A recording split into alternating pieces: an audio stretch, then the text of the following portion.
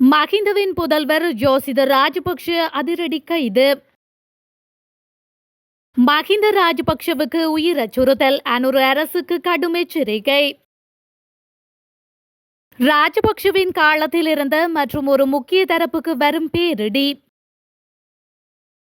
ஜனாதிபதி அனுரவின் வீட்டுக்கு 500 லட்சம் வாடகை, வெளியான தகவல். தமிழரசு கட்சியின் தலைமை சுமந்திரனுக்கா ஸ்ரீதரனுக்கா, உட்கட்சி நிலையை உடைத்த தமிழ் எம்பி.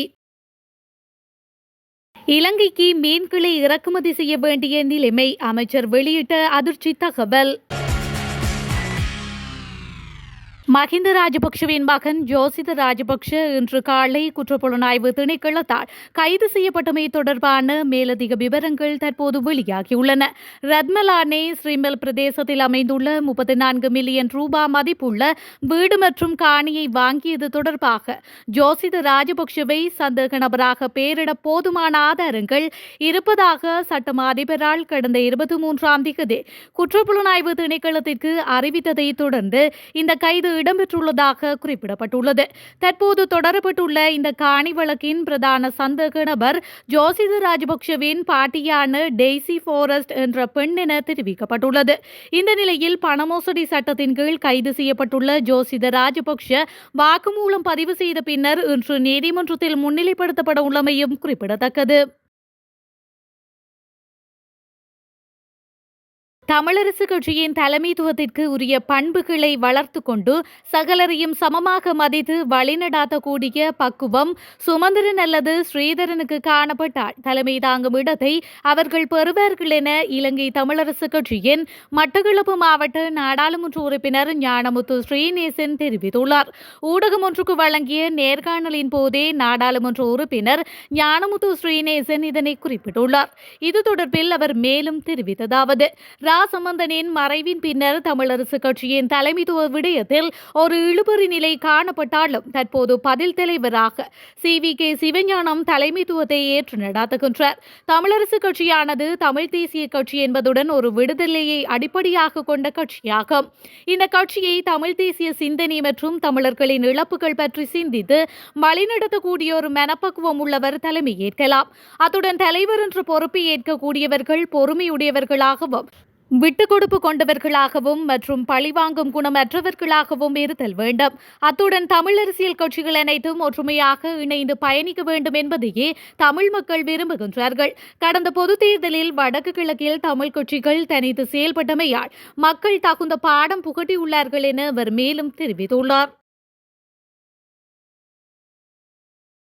ஜனாதிபதி அனுரகுமார திசாநாயக்க பயன்படுத்தும் உத்தியோகபூர்வ இல்லத்தின் மாத வாடகை சுமார் 500 லட்சமாக மதிப்பிடப்பட்டுள்ளதாக பொதுஜன பெரமுனவின் பொதுச் செயலாளர் சாகர காரியவசம் தெரிவித்துள்ளார்.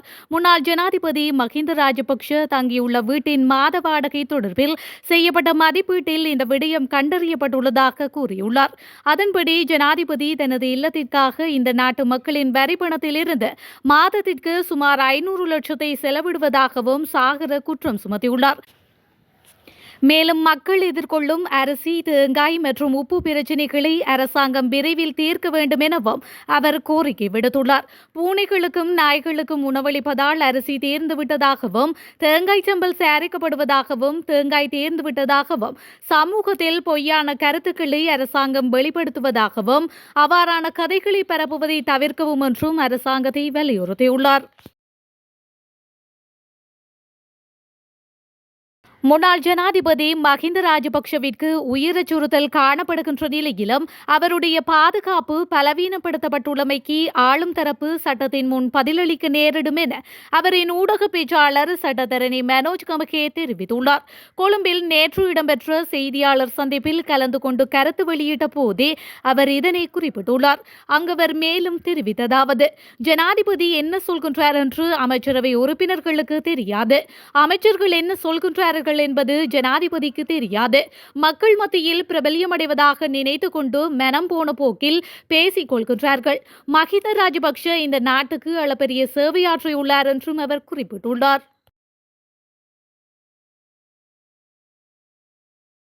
மஹிந்த ராஜபக்ஷவின் ஆட்சி காலத்தில் சட்டமா அதிபர் திணைக்களத்தில் இருந்த சில அதிகாரிகள் தொடர்பில் விசாரணைகள் ஆரம்பிக்கப்பட்டுள்ளதாக தெரிவிக்கப்படுகின்றது. அந்த காலப்பகுதியில் இருந்த சட்டமா அதிபர் திணைக்கள அதிகாரிகள் சிலர் ராஜபக்ஷகளின் அரசியல் மற்றும் வணிக நலன்களுக்காக செயல்பட்டதாக கிடைத்த முறைப்பாடுகளின் அடிப்படையில் விசாரணைகளை தொடங்க முடிவு செய்துள்ளதாக தகவல் அறிந்த வட்டாரங்கள் தெரிவிக்கின்றன. அந்த நிர்வாகத்தின் போது சட்டமா அதிபர் திணைக்களத்தின் அதிகாரிகள் சில தொழிலதிபர்களை செல்வாக்கு செலுத்தவும் அவர்களின் தொழில்களை கைப்பற்றவும் பயன்படுத்தப்பட்டதாக பல முறைப்பாடுகள் கிடைக்கப்பெற்றுள்ளதாக கூறப்படுகின்றது. இந்த நிலையில் தற்போதைய சூழ்நிலைகள் காரணமாக சில தொழிலதிபர்கள் நாட்டை விட்டு வெளியேறியுள்ளதாகவும் குறிப்பிடப்படுகின்றது. இதேவேளை சில தொழிலதிபர்கள் தங்கள் சொத்துக்களை ராஜபக்ஷ ஆதரவாளர்களிடம் கொள்ளை செயற்பாடுகளுக்கு பயன்படுத்துவதற்காக ஒப்படைத்துள்ளதாக முறைப்பாடுகள் வந்துள்ளதாக அந்த வட்டாரங்கள் மேலும் தெரிவிக்கின்றன. இலங்கைக்கு எதிர்காலத்தில் மீன்களையும் இறக்குமதி செய்ய வேண்டிய நிலைமை ஏற்படக்கூடும் என கைத்தொழில் அமைச்சர் சுனில் ஹிந்துன்னதி தெரிவித்துள்ளார். கொழும்பில் நடைபெற்ற நிகழ்வு ஒன்றில் கலந்து கொண்டு கருத்து வெளியிட்ட போதே அவர் இதனை குறிப்பிட்டுள்ளார். இங்கு அவர் மேலும் தெரிவிக்கையில், இலங்கையில் இருந்து ஏற்றுமதி செய்யப்படும் மீன்கள் உரிய தரத்தில் ஏற்றுமதி செய்யப்படுவதில்லை. உரிய தரத்தில் மீன் உற்பத்தி செய்வது குறித்த தெளிவின்மையே இதற்கான காரணம். இதனால் இலங்கையில் மீன் உற்பத்தியில் பின்னடைவு ஏற்பட்டுள்ளது. குறிப்பாக கடந்த 70 ஆண்டுகளாகவே நாட்டின் உற்பத்தி பொருளாதாரம் வீழ்ச்சியடைந்துள்ளது. கொள்ளைகளின் மூலம் நாட்டின் உற்பத்தி பொருளாதாரத்தை வீழ்ச்சியடைய செய்தவர்கள் தற்பொழுது பொருளாதாரம் பற்றிய எம்மிடம் கேள்வி எழுப்பி வருகின்றனர். இதனால் எந்த பயனும் இல்லை. இந்த யதார்த்தம் கசப்பானது என்றாலும் அதனை எதிர்கொள்ள நேரிட்டுள்ளது என அவர் மேலும் தெரிவித்துள்ளார். எதிர்வரும் மாதங்களில் ஏற்பட உள்ள பாரிய தேங்காய் நெருக்கடியை தவிர்ப்பதற்காக தேங்காய் தொடர்பான பொருட்களை அவசரமாக இறக்குமதி செய்வதற்கான கூட்டு அமைச்சரவை பத்திரம் அடுத்த வாரம் சமர்ப்பிக்கப்பட உள்ளது. இந்த கூட்டு அமைச்சரவை பத்திரத்தை கைத்தொழில் மற்றும் தொழில் முயற்சி அபிவிருத்தி அமைச்சர் சுனில் ஹிந்துன்னதி மற்றும் பெருந்தோட்டம் மற்றும் சமூக உட்கட்டமைப்பு அமைச்சர் KV சமந்த வித்யாரத்ன ஆகியோர் சமர்ப்பிக்க உள்ளனர். அத்துடன் தற்போது கடும் தட்டுப்பாடு நிலவும் தேங்காய்களுக்கு மாற்றாக தேங்காய் இறக்குமதி பொருந்தக்கூடிய நிபந்தனைகள் குறித்து உரிய அதிகாரிகள் ஆய்வு நடாத்த வேண்டும் என அதிகாரி ஒருவர் தெரிவித்துள்ளார். இதேவேளை தற்போதைய நெருக்கடிக்கு உதவுவதற்காக ரஷ்யாவிடமிருந்து 55,000 டன் உரங்கள் நன்கொடையாக பெறப்பட்டுள்ளதாக தெங்கு அபிவிருத்தி அதிகார சபையின் தலைவர் சாந்த ரணதுங்க கூறியுள்ளார். மேலும் ரஷ்யாவிடமிருந்து நன்கொடையாக பெறப்பட்ட உரத்தில் தேயிலை உற்பத்திக்கும் பாதி தேங்காய் உற்பத்திக்கும் ஒதுக்கப்பட்டுள்ளதாகவும் அவர் குறிப்பிட்டுள்ளார். முன்னாள் ஜனாதிபதி மஹிந்த ராஜபக்ஷ வசிக்கும் காணியின் பெறுமதி குறித்து தேசிய மக்கள் சக்தியின் நாடாளுமன்ற உறுப்பினர் அசித நிரோஷன கருத்து வெளியிட்டுள்ளார். அதன்படி மஹிந்த ராஜபக்ஷ வசிக்கும் கொழும்பு 7 விஜயராமவில் உள்ள காணியின் பெறுமதி 3,357 மில்லியன் ரூபாய் என அவர் மேலும் சுட்டிக்காட்டியுள்ளார். குறித்த காணி 1 ஏக்கர் மற்றும் 13.7 பேச்சஸ் அளவு கொண்டதாகவும் காணியின் தற்போதைய பெறுமதி 3,128 மில்லியன் ரூபாய் என மதிப்பிடப்பட்டுள்ளதாகவும் அவர் குறிப்பிட்டுள்ளார். அத்துடன் காணியில் கட்டப்பட்டுள்ள மாளிகை 30,354 சதுர அடி பரப்பளவை கொண்டதாகவும் மாளிகையின் தற்போதைய பெறுமதி 229 மில்லியன் ரூபாய் எனவும் அவர் தெரிவித்துள்ளார். முன்னாள் ஜனாதிபதி மஹிந்த ராஜபக்ஷவும் அவரது மனைவியும் வசிக்கும் வீடு காட்மந்தாண்ட மைதானம் போன்று பெரியது எனவும் நாடாளுமன்ற உறுப்பினர் சுட்டிக்காட்டினர்.